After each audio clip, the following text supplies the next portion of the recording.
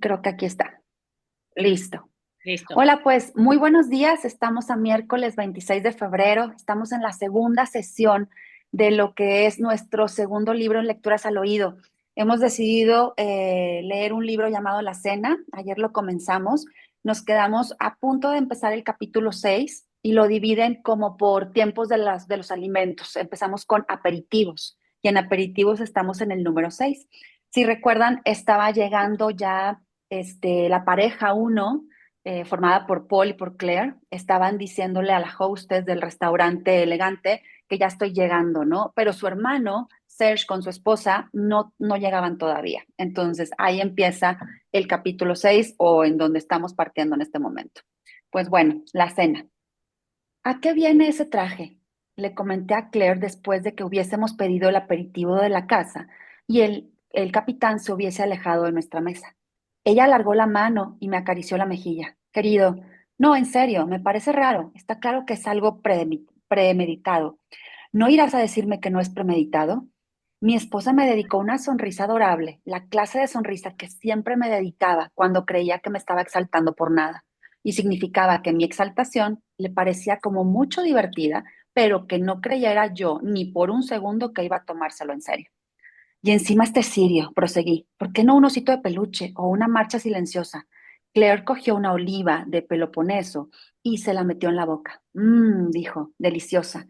Lástima que se note que el romero no ha tenido mucho sol. Entonces fui yo quien le sonrió a ella. El romero, nos había seguido contando el capitán, era de cosecha propia y provenía de un invernadero acristalado que había detrás de un restaurante. ¿Te has fijado en que todo el rato señala con el meñique el capitán? Añadí mientras abría la carta. En realidad, mi primera intención había sido mirar los precios de los platos.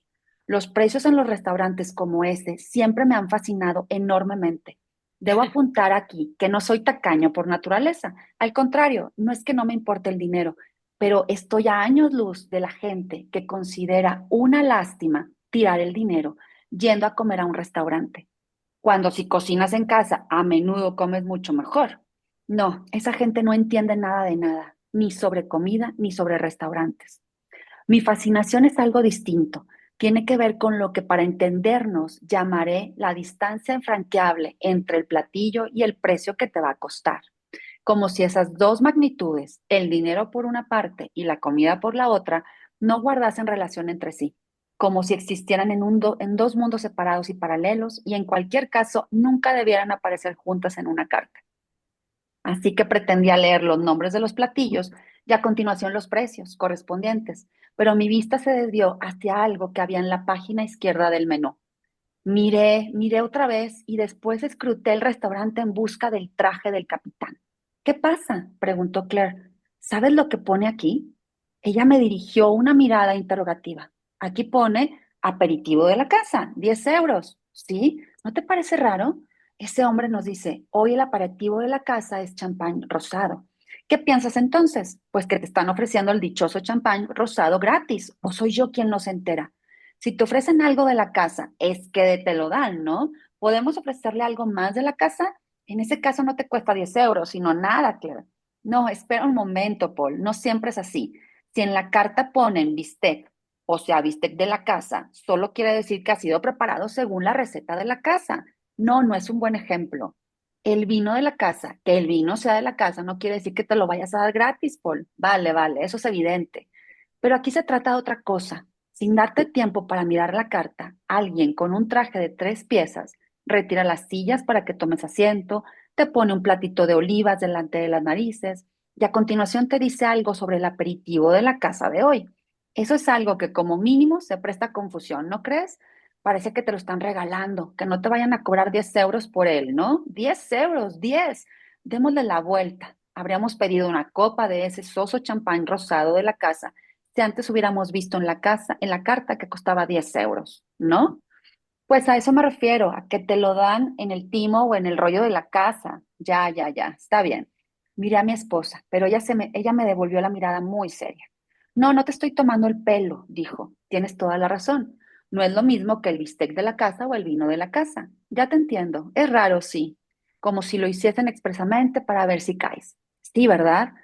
Me volví a lo lejos, atisbé el traje de 3 piezas entrando apresuradamente en la cocina. Le hice una señal con la mano, pero solo la advirtió una de las chicas del delantal negro, que se acercó con presteza a nuestra mesa.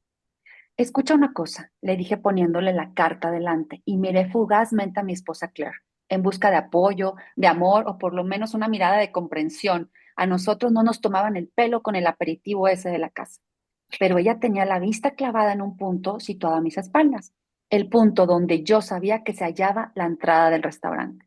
¿Ya están aquí? Dijo. Ah, ya llegó mi hermano. Capítulo 7. Normalmente Claire siempre se sienta de cara a la pared, pero esa noche lo habíamos hecho al revés. No, no, siéntate tú ahí por una vez, le había dicho yo cuando el capitán retiró las sillas y ella hizo ademán de sentarse de cara al jardín sin pensarlo. Por lo general, yo me siento de espaldas al jardín o a la pared o a la cocina abierta, por la sencilla razón de que me gusta verlo todo. Claire siempre se sacrifica. Sabe que a mí las paredes o los jardines no me dicen nada, que prefiero mirar a la gente. No pasa nada, repuso ella mientras el capitán esperaba educadamente con las manos en el respaldo de la silla con vistas al restaurante que había retirado en principio para que se sentara mi esposa. A ti te gusta más ese sitio, Paul. Claire no solo se sacrifica por mí. Hay algo en ella, una especie de paz o riqueza interior que hace que se contente con las paredes y las cocinas abiertas. O como en este caso, como un poco de césped y un sendero de guijarros, un estanque rectangular y algunos setos al otro lado del ventanal que iba desde el techo acristalado hasta el suelo. Más allá debía de haber árboles, pero la combinación de la oscuridad creciente y el reflejo en el cristal los hacía indistinguibles. A ella le basta con ver eso y mi cara. Esta noche no, insistí. Esta noche solo quiero verte a ti, Claire. Quise añadir, pero no tenía ganas de que lo oyera el capitán del traje a rayas. Aparte de mi deseo de aferrarme al rostro familiar de mi esposa, estaba el hecho no menos importante de que eso me permitía ahorrarme en gran medida la entrada de mi hermano. El revuelo en la puerta, la previsible actitud servil del capitán y las chicas de negro, las reacciones de los comensales al verlo llegar. Pero cuando llegó el momento, acabé volviéndome a mirarlo. Naturalmente, todo el mundo reparó en la entrada del matrimonio Loman. Podría decirse incluso que se produjo un pequeño tumulto en las proximidades del atril. Nada menos que 3 chicas con delantales negros salieron a atender a Serge y a Babette.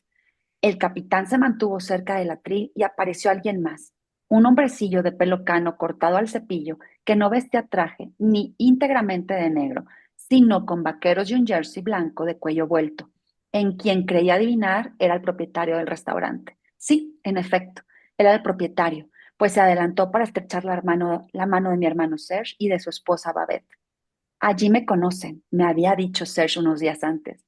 Conocía al hombre del jersey blanco, alguien que no abandonaba su puesto en la cocina por cualquiera. Pero los clientes aparentaron que no sucedía nada. Probablemente la etiqueta de un restaurante donde el aperitivo de la casa cuesta 10 euros exigía no mostrar abiertamente que se reconocía a alguien. Parecía que se hubiesen inclinado unos centímetros más sobre sus platos o que todos se esforzaban a la vez por seguir muy enfrascados en sus conversaciones y evitar a toda costa el silencio, pues también el rumor general aumentó perceptiblemente. Y mientras el capitán guiaba a Serge y a Babette entre las mesas, en el salón se produjo un movimiento casi imperceptible. Una súbita brisa sobre la tersa superficie de un estanque, una ráfaga de viento en un campo de maíz, nada más. Serge lucía una amplia sonrisa y se frotaba las manos, mientras que su esposa Babette se rezagaba un poco. A juzgar por sus pasitos cortos y rápidos, llevaba unos tacones demasiado altos para seguir el paso. Claire, Serge alargó los brazos hacia ella. Mi esposa ya se había medio levantado de la silla y se besaron 3 veces en las mejillas. No había más remedio que ponerse también de pie. Permanecer sentado exigiría demasiadas explicaciones. Babette, dije cogiéndola por el codo. Di por supuesto que para los 3 besos obligados se limitaría a poner la mejilla contra la mía y besar al aire, pero sentí la suave presión de su boca, primero en una mejilla y luego en la otra. Por último, presionó los labios. No, no contra mi boca, pero sí justo a un lado. Peligrosamente cerca de mi boca, podríamos decir. Después nos miramos como de costumbre. Llevaba gafas, quizá un modelo distinto del de la vez anterior. Al menos yo no recordaba haberla visto con unas gafas de cristales tan oscuros. Como ya he dicho, Babette pertenece a la categoría de mujeres a las que todo les sienta bien, y por tanto también unas gafas así. Pero había algo, un no sé qué distinto, como un cuarto en el que, aprovechando tu ausencia, alguien ha tirado todas las flores. Un cambio que a primera vista ni siquiera llama la atención, hasta que ves asomar los tallos en el cubo de la basura. Definir a la esposa de mi hermano como una aparición era quedarse corto. Yo sabía que había hombres que se sentían intimidados y aún amenazados por su volumen corporal. No estaba gorda, no, no tenía nada que ver con la gordura o la delgadez. En su cuerpo todas las proporciones guardaban un perfecto equilibrio, pero ciertamente todo en ella era grande y ancho. Manos, pies, cabeza, demasiado grande y ancho. En opinión de esos hombres, quienes acto seguido se lanzaban a elucubrar sobre las grandes y anchas que tendría otras partes del cuerpo, para de ese modo devolver la amenaza a proporciones humanas. En el instituto tenía un amigo que medía más de 2 metros. Me acuerdo de lo agotador que llegaba a ser estar siempre con alguien que te sacaba más de una cabeza, como si estuvieses literalmente bajo su sombra y te tocase menos el sol. Menos sol de lo que me correspondía, pensé en alguna ocasión. Por supuesto, sufría el típico dolor en la nuca por tener que mirar hacia arriba continuamente, pero eso era lo de menos. En verano íbamos juntos de vacaciones. Mi amigo tampoco era gordo, el alto, solo alto, pero yo notaba cualquier movimiento de sus brazos, piernas y pies que sobresalían del saco de dormir y empujaban la lona de la tienda como un forcejeo por conquistar más espacio, un forcejeo del que me sentía en parte responsable y que me agotaba físicamente. A veces los pies le asomaban por la entrada de la tienda, y en esos momentos me sentía culpable de que no hiciesen tiendas más grandes para personas como mi amigo el Alto. En presencia de Babette, mi cuñada, siempre me esforzaba por hacerme más grande y más alto de lo que yo era. Me enderezaba para que ella pudiese mirarme a los ojos a la misma altura. Tienes buen aspecto, dijo mientras pellizcaba el brazo. Para la mayoría de la gente, especialmente las mujeres, decir cumplido sobre el aspecto de uno no significaba nada. Pero a lo largo de los años yo había aprendido, en el caso de Babette, sí. Si alguien que apreciaba tenía mal aspecto, también se lo decía. Así pues, aquel tienes buen aspecto podía significar que verdaderamente era así, pero también que me estuviese animando mediante un rodeo a hacer algún comentario sobre su aspecto, o al menos a prestarle más atención de la que acostumbraba. Por eso intenté mirarla bien a los ojos a través de las gafas que reflejaban todo el restaurante. Comensales, manteles, blancos, cirios. Si las decenas de cirios destellaban en aquellos lentes, entonces me di cuenta solo eran realmente oscuros en el borde superior. Por abajo apenas estaban tintadas, con lo que se distinguían bastante bien sus ojos. Los tenía enrojecidos y más abiertos de lo que podría considerarse normal. Sin duda las huellas de un llanto reciente. No de unas horas atrás, no, un llanto de hacía bien poco, en el coche, de camino al restaurante. Eso lo noté. Quizá había intentado eliminar los rastros más evidentes en el estacionamiento, pero no lo había conseguido del todo. Con aquellas gafas oscuras podía engañar al personal de los delantales negros, al capitán del traje de 3 piezas y al desenvuelto propietario del jersey blanco, pero a mí no. En ese instante comprendí que Babette no pretendía engañarme. Se había acercado más de lo acostumbrado y me había besado cerca de la boca. Yo no podía por menos que verle los ojos húmedos y sacar mis conclusiones. Pestañeó y se encogió de hombros, un lenguaje corporal que solo podía significar lo siento. Sin embargo, antes de que yo pudiera decir nada, Serge se adelantó y apartó un poco a su esposa para estrecharme la mano con firmeza.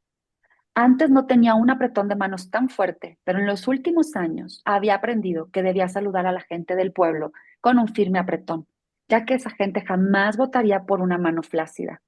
Paul, dijo, seguía sonriente, pero su sonrisa era totalmente huérfana de emoción. Se le notaba que pensaba, no dejes de sonreír. Aquella sonrisa procedía del mismo saco que el apretón de manos.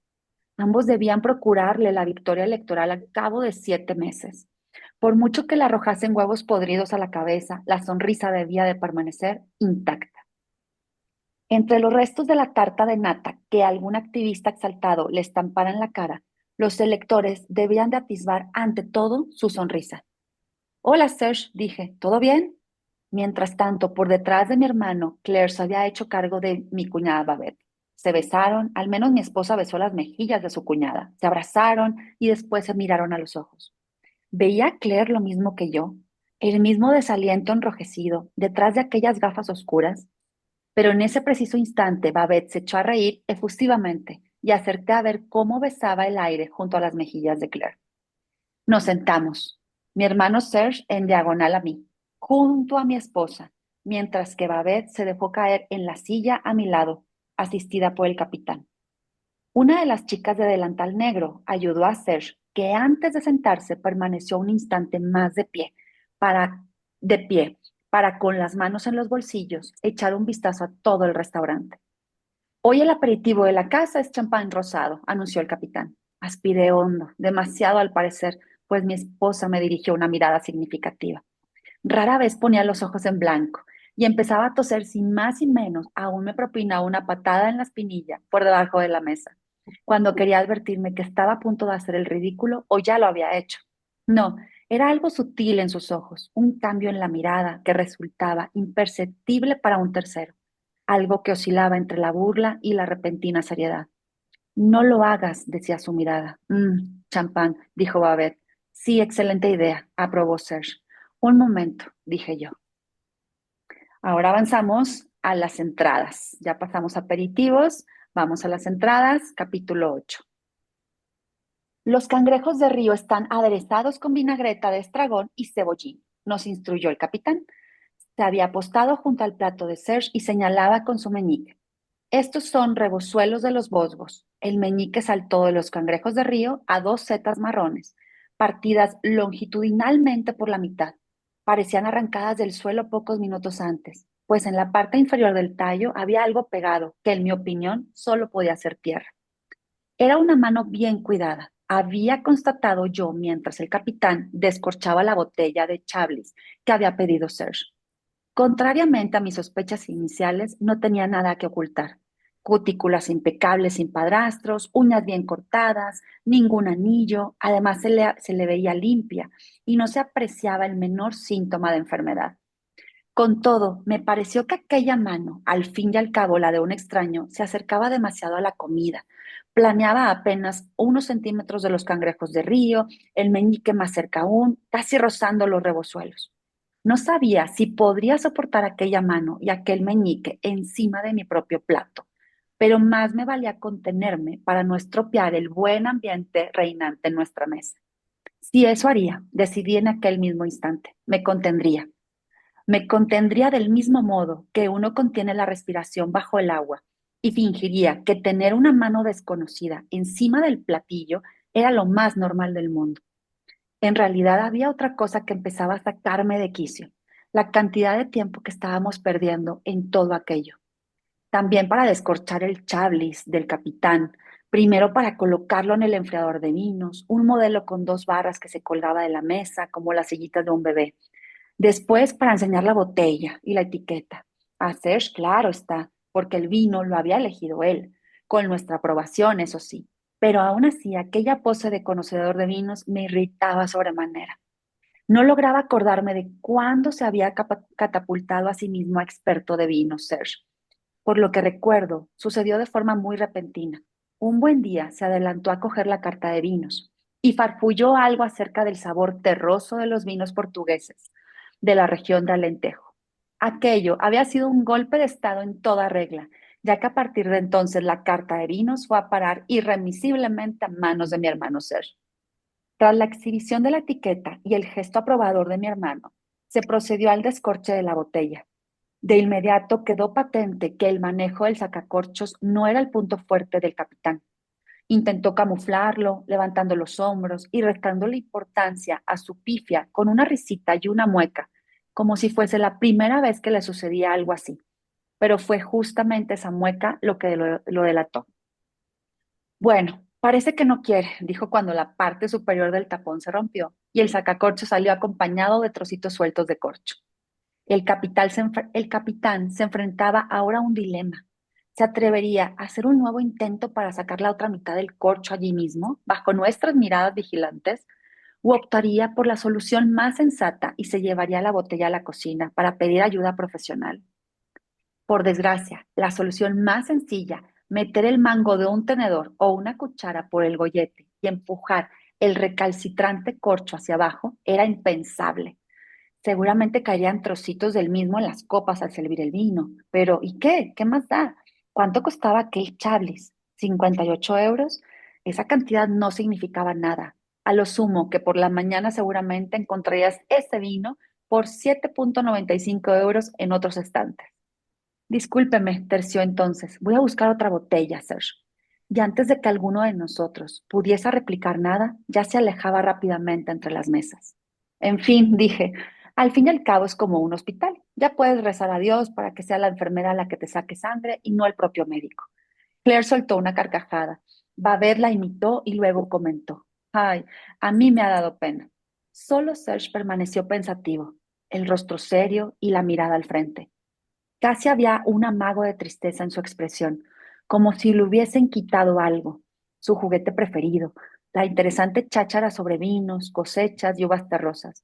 La chapuza del capitán también incidía indirectamente sobre él, Serge Loman, que había escogido el chablis del tapón podrido, con lo que había deseado que todo discurriera fluidamente. La lectura de la etiqueta, el gesto de aprobación, la muestra de vino que el capitán le serviría para la cata, sobre todo esto último. A aquellas alturas ya me resultaba insoportable. No podía verlo ni oírlo. El olfateo, las gárgaras, el paladeo del vino, que mi hermano desplazaba por la lengua adelante y atrás hasta casi la faringe, y vuelta otra vez. Yo solía desviar la vista hasta que acababa. Ahora solo cabe esperar que las demás botellas no tengan el mismo defecto, dijo. Sería una lástima porque es un Chablis excelente. Se notaba que estaba incómodo. También el restaurante había sido elección suya. Allí lo conocían. El hombre del jersey blanco lo conocía y había salido de la cocina exclusivamente para saludarlo. Me pregunté qué habría sucedido si yo hubiese elegido el restaurante. Otro restaurante donde él no hubiese estado nunca y donde un capitán o un camarero tampoco hubiese descorchado la botella a la primera. Apuesto que habría sonreído condescendientemente y negado con la cabeza. Sí, lo conocía bien. Me habría dirigido una mirada que solo yo habría sabido descifrar. Este Paul siempre nos trae a los sitios más estrafalarios. A otros conocidos políticos nacionales les gustaba cocinar. Les daba por coleccionar cómics antiguos o tenían una barca restaurada para ellos mismos. A menudo, la afición escogida no encajaba con el perfil público del personaje y contradecía lo que todo el mundo creía hasta ese momento.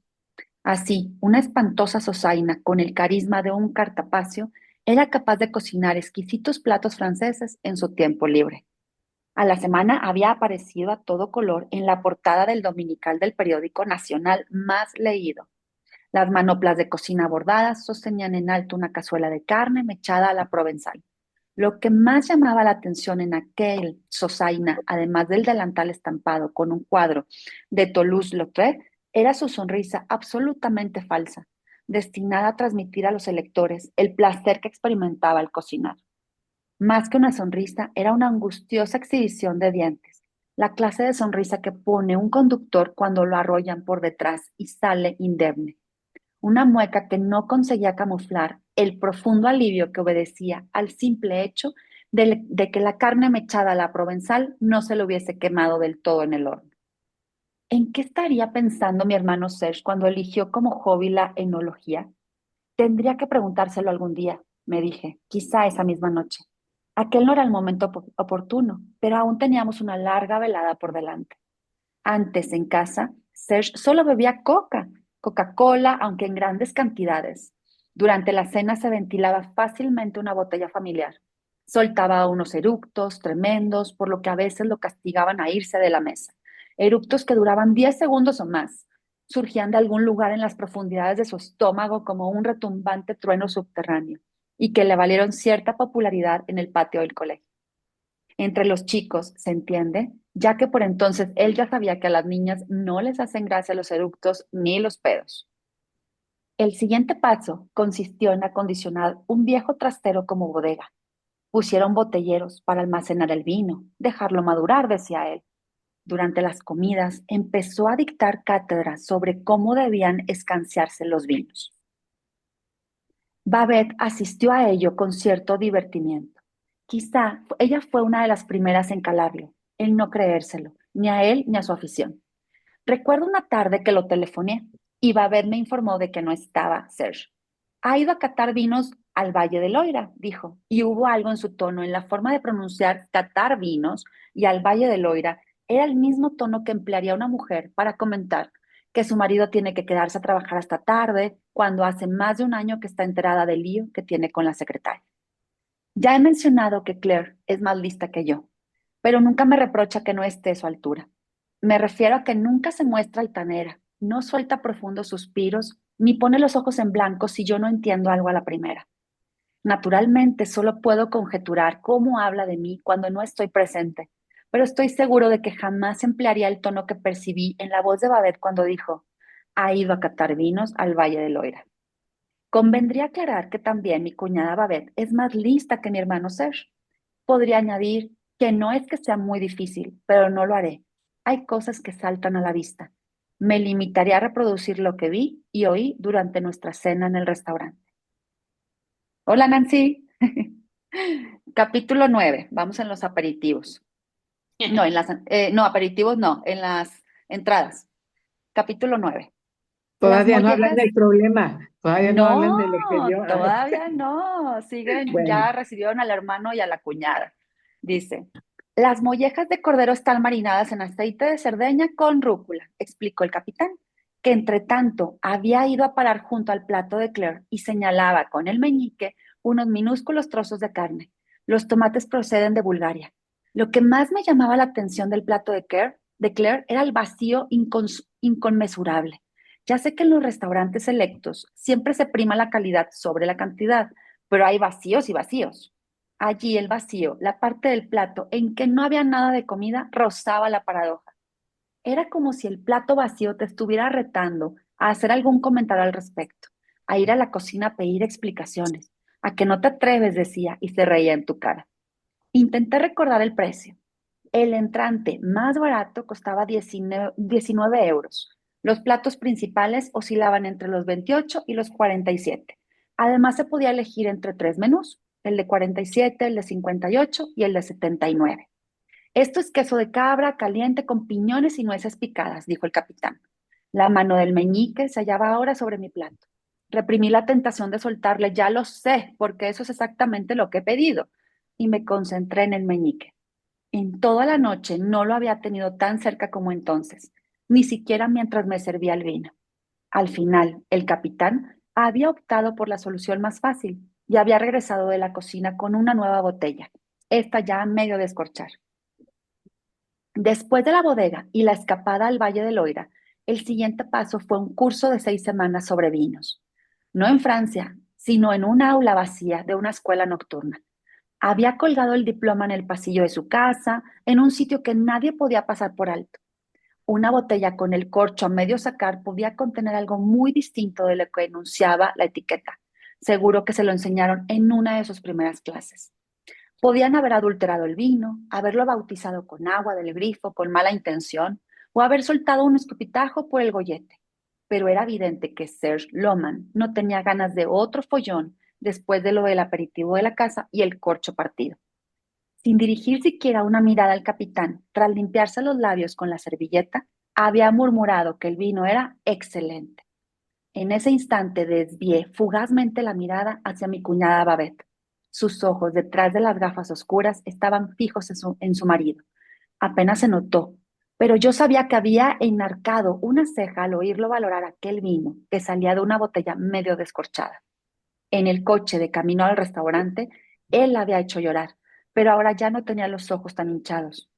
Tuve la esperanza de que dijese algo para hacérselo pagar. Era muy capaz de ello. Babette podía tener salidas muy sarcásticas. Aquel ha ido a catar vinos al Valle del Loira solo había sido una modalidad muy suave de su sarcasmo. La animé en silencio. Cada familia desdichada ofrece un carácter peculiar. Bien mirado, quizá fuese mejor así. Una fuerte discusión entre Serge y Babette que se les fuera de las manos antes incluso del plato principal. Yo intentaría calmar los ánimos, fingiría ser imparcial, pero para entonces ella sabría de sobra que contaba con mi apoyo. Muy a mi pesar, Babette no dijo absolutamente nada. Fue casi evidente cómo se tragó el comentario, letal sin duda, sobre el corcho. Con todo, sucedió algo que me hizo conservar la esperanza de que la explosión llegaría más tarde. Fue como la aparición de una pistola en una obra de teatro. Si en el primer acto se muestra una, puedes apostar lo que quieras a que en el último acabarán disparando con ella. Es la ley del drama. Según esa misma ley, no aparecerá ninguna pistola si no está prevista su utilización. Estos son canónigos, continuó el capitán. Miré primero el meñique a 1 centímetro escaso de 3 hojitas verdes retorcidas y un cuajo de queso de cabra fundido. Y después toda la mano que estaba tan cerca que a poco que me inclinase podría haberla besado. ¿Por qué había pedido yo ese plato si no me gusta el queso de cabra? ¿Por qué no hablar de los canónigos? En este caso, las exiguas porciones jugaban a mi favor, ya que también mi plato estaba esencialmente vacío, no tanto como el de Claire, pero podría deshacerme de las 3 hojitas de un solo bocado o limitarme a dejarlas tal cual, lo que en realidad venía a ser lo mismo. Los canónigos siempre me recordaban la jaula del hámster o marmota que teníamos en el colegio, en el alféizar de la ventana del aula, porque era positivo aprender cosas de los animales o saber cuidar de ellos, supongo. Ya no recuerdo si las hojitas que le metíamos entre las rejas por las mañanas eran de canónigos, pero en cualquier caso se parecían mucho. El hámster o marmota las mordisqueaba con sus dientes veloces y se pasaba el resto del día inmóvil en un rinconcito de la jaula. Una mañana apareció muerto, al igual que la tortuguita, los dos ratoncitos blancos y los insectos palo que lo habían precedido. ¿Qué lección debíamos sacar de tan alta tasa de mortalidad? Era un tema que no se trataba en clase. La respuesta a por qué tenía delante de mis narices un plato de queso de cabra con canónigos era más sencilla de lo que podría suponerse a primera vista. Cuando vinieron a tomar nota de los entrantes, fui el último en escoger. Previamente, no habíamos comentado lo que iba a pedir cada uno, o quizás si lo hicimos, yo no me percaté. El caso es que me había decidido por el vitello tonato, pero para mi espanto, la elección de Babette recayó en el mismo plato. Hasta ahí no pasaba nada. Podía cambiar rápidamente a mi segunda opción, las ostras. Pero en penúltimo lugar, justo después de Claire, le tocó a Serge. Cuando Serge pidió ostras, me puso en un brete. No quería pedir un entrante ya pedido por otro, pero pedir lo mismo que mi hermano estaba absolutamente descartado. En un plano puramente teórico, podría haber vuelto al vitello tonato, pero eso solo era un plano puramente teórico. No quedaba bien, pues parecería que yo no fuera lo bastante original para pedir una entrada propia al 100%. Y además, a los ojos de Serge, incurría en la sospecha de querer urdir un pacto con su esposa, cosa que era cierto, solo que no debía suceder tan abiertamente. Ya había cerrado la carta y la había dejado junto al plato, pero entonces la abrí de nuevo. Deslicé la vista por los entrantes a toda prisa. Simulé una mirada pensativa, como buscando el plato elegido para señalárselo al capitán, pero por supuesto era demasiado tarde. ¿Y para usted, señor? Preguntó él. El queso de cabra fundido con canónigos, dije. Me salió demasiado fluido, demasiado perentorio para resultar creíble. Para Serge y Babette no pasaba nada anormal, pero al otro lado de la mesa vi el estupor en el rostro de Claire. ¿Me protegería de mí mismo? Me diría, pero si el queso de cabra no te gusta nada. No estaba seguro. En aquel momento había demasiadas miradas apuntándome para hacerle un gesto negativo con la cabeza, pero no podía arriesgarme. Así que dije, he oído que el queso de cabra procede de una granja de esas para niños, de cabritas que están siempre al aire libre. Por fin, después de explayarse acerca de todos los detalles del vitelo tonato que pidió Babette, un vitelo tonato que en mundo ideal habría sido mío, el capitán se alejó y pudimos reanudar nuestra conversación. Aunque reanudar no es la palabra más adecuada, dado que ninguno de nosotros parecía tener la menor idea de qué estábamos hablando antes de la llegada de las entradas. Es algo que en los llamados restaurantes selectos sucede más a menudo de lo deseable. Uno acaba perdiendo completamente el hilo de la conversación por culpa de tantas interrupciones, como la exhaustiva explicación sobre todo y cada uno de los piñones que tienes en el plato, el eterno acto de descorchar la botella y la manía de llenarte continuamente las copas, tanto si lo pides como si no lo pides. Sobre esto último quiero decir lo siguiente. He viajado y he visitado restaurantes de muchos países y en ningún otro lugar, y lo digo literalmente, te sirven vino sin que lo pidas. En esos países lo consideran de mala educación. Solo en Holanda se pasan por tu mesa cada dos por tres y no se limitan a servirte, sino que además dirigen miradas pensativas a la botella cuando ésta amenaza quedar vacía. ¿No va siendo hora de que pidan otra? Se lee en esas miradas. Conozco a alguien, un viejo amigo, que trabajó bastante tiempo en restaurantes de lujo de Holanda. En una ocasión me contó que en realidad toda la táctica tiene como objetivo hacer pasar por el gaznate del cliente tanto vino como sea posible.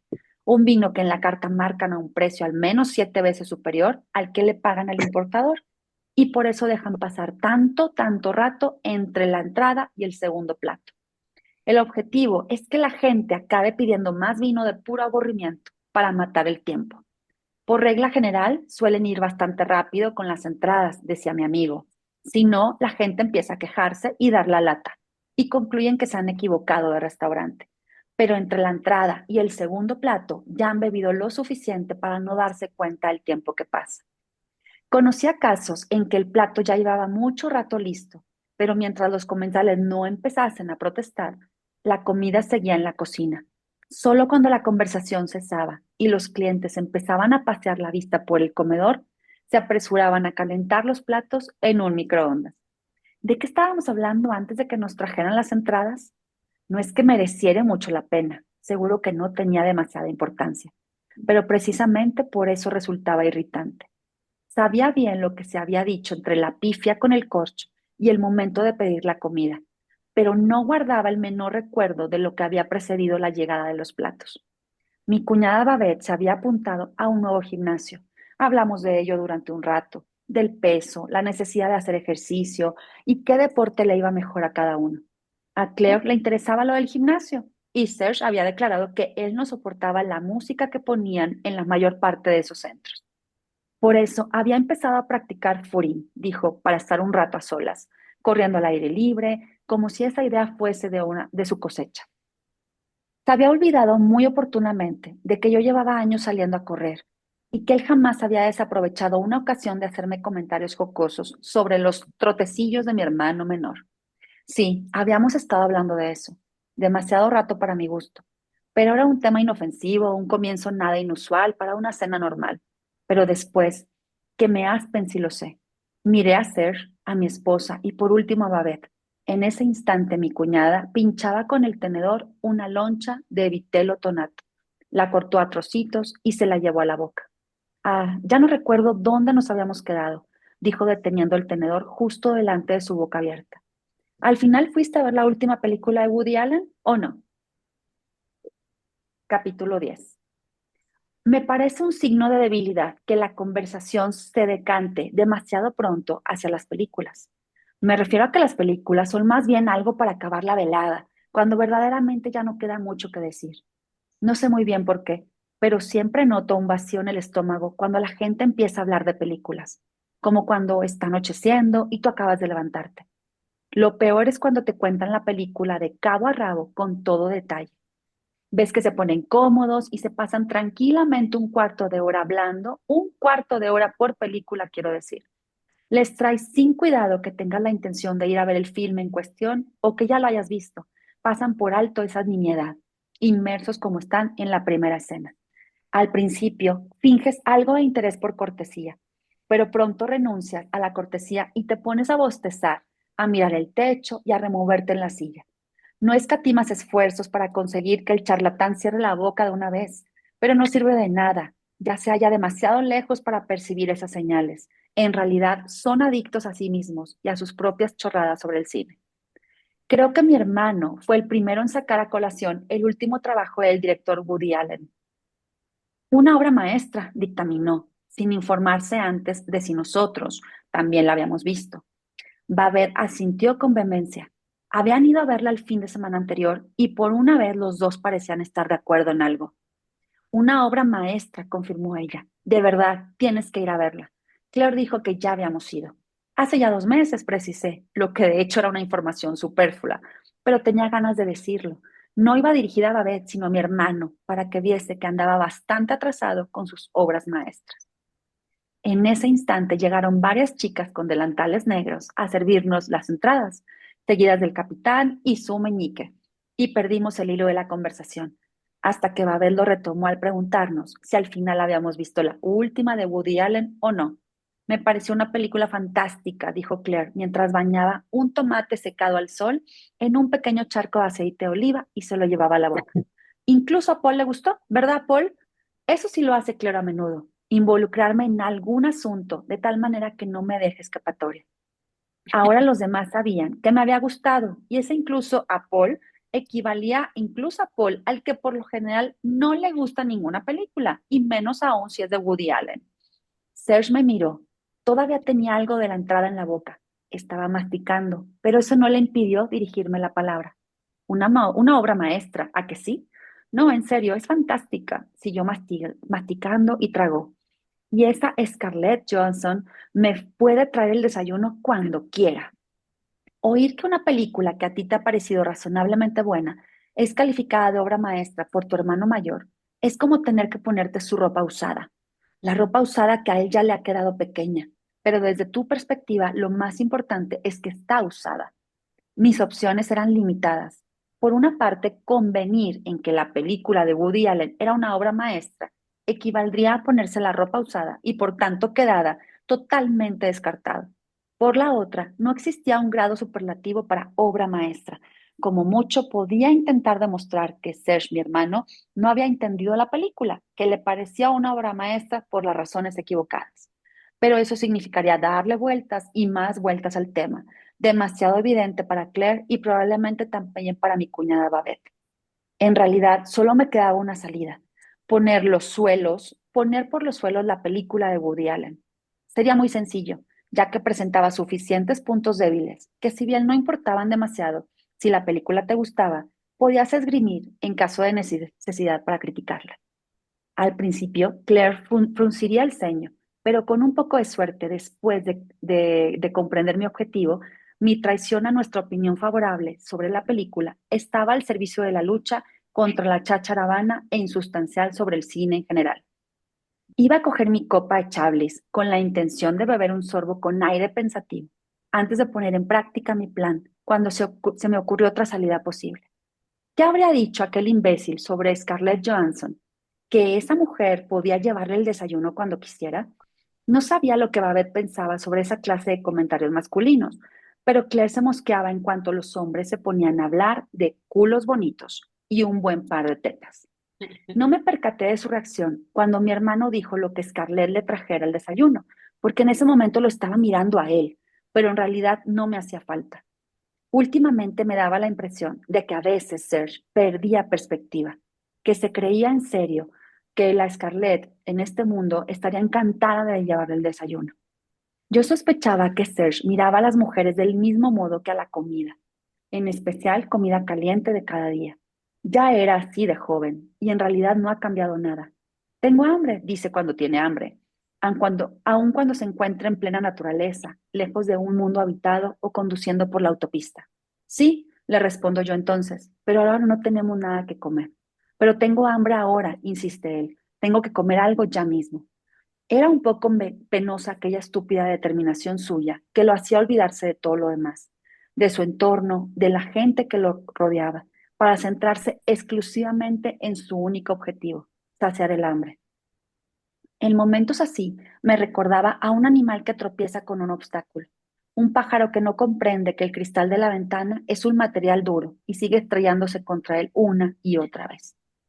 Y cuando por fin se nos presentaba la oportunidad de comer, daba lo mismo lo que fuese.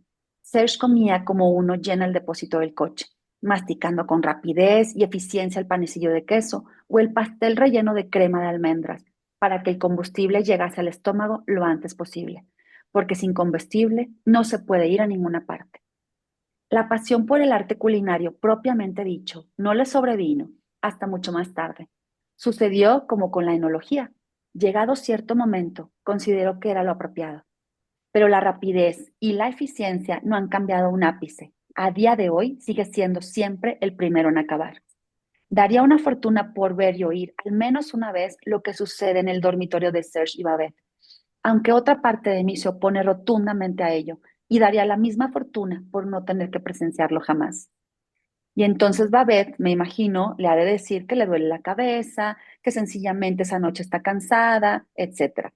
Pero es que necesito ahorita, intuyo que mi hermano, igual que como come, también está con su esposa en las noches, que se cuela dentro de su mujer tal como se zampa uno de esos enormes bocadillos de croqueta. Y después el hambre queda saciada.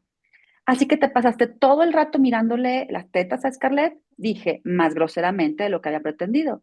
¿O te referías a otra cosa con lo de la obra maestra?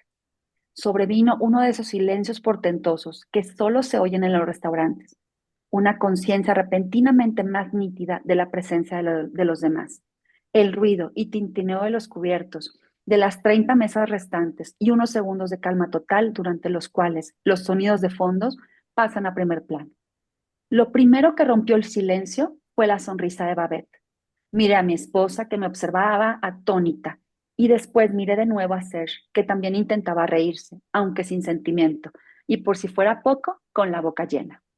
Vamos, Paul, no te hagas el santo, logró decir. La verdad es que está muy guapa. El hombre, pues también tengo ojos. Sí, es guapa. A Claire tampoco le gustaba demasiado esa expresión. Ella siempre decía, es un hombre guapo. Jamás decía un tío guapo.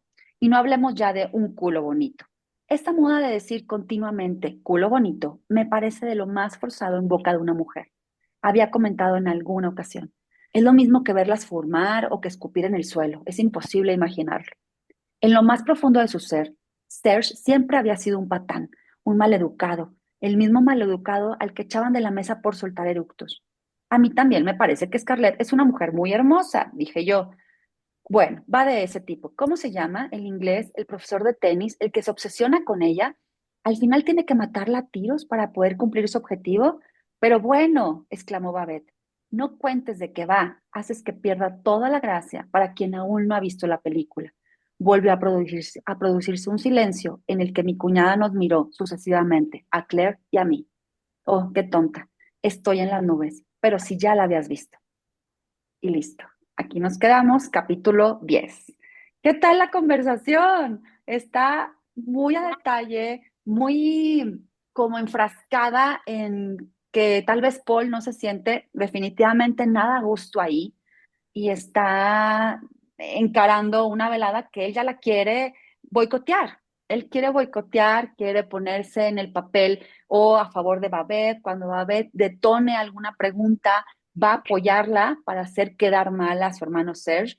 Y pues obviamente el tema de un hombre que se cree por encima de todos, con un puesto político importante, para después dar a pie a que yo sé todo, yo sé de enología, yo sé de platillos, yo sé de mujeres, yo sé de cine, sé clasificar de obras maestras del cine y me puedo dar el lujo de decir al aire o así en voz alta que es una mujer guapa con términos más exagerados, ¿no? O corrientes, como se podría decir. Aquí la traducción es literal, el culo, tetas, entonces manejan esos dos términos que es muy españolada la traducción, ¿no? Entonces es hasta aquí donde nos quedamos. Siguen todavía las entradas y vamos a ver cómo sigue cosechando el libro la historia. ¿Qué les pareció hasta ahora?